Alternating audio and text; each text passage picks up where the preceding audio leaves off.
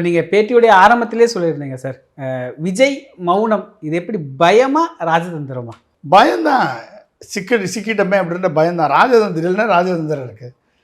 எங்கிட்ட போனாலும் அடிக்கிறாங்க, எங்கிட்ட போனாலும் சிக்கலாக இருக்குது. வாய் பேசாமல் இருந்தாலும் சிக்கலாக இருக்குது, பேசினாலும் சிக்கலாக இருக்குது. பேசினா ஏதாவது எழுதி கொடுத்துட்றாங்க, நம்ம நாட்டில் வீரவசனம் பேசிட்டு போயிடுறோம், அதுக்கு பதில் சொல்ல முடியல.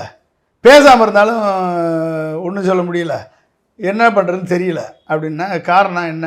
நீ உங்ககிட்ட இருக்கவெல்லாம் வந்து கூறுகட்ட வயலாம் பக்கத்தில் வச்சுருந்தா அப்புறம் எப்படி இருக்கும்? உங்ககிட்ட இருக்கிறதுலே உருப்படியான ஆள் உங்கள் அப்பா மட்டும்தான். யார்? சந்திரசேகர் மட்டும்தான் உருப்படியானவர். அவர் பேச்சே நீ கேட்க மாட்ட. ஆனால் மற்ற அத்தனை பேருமே உன்னைய வந்து பயன்படுத்தி உன்னைய மிஸ்யூஸ் பண்ணுறவன் தான் உன் கூட இருக்கான்.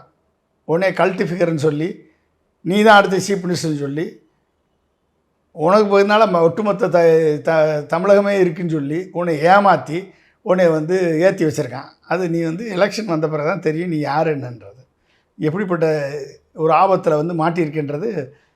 சிபிஐ கேஸ் முடிஞ்சால் தான் தெரியும் நீ யார்கிட்ட போய் மாட்டிருக்குன்னு உனக்கு தெரியும்.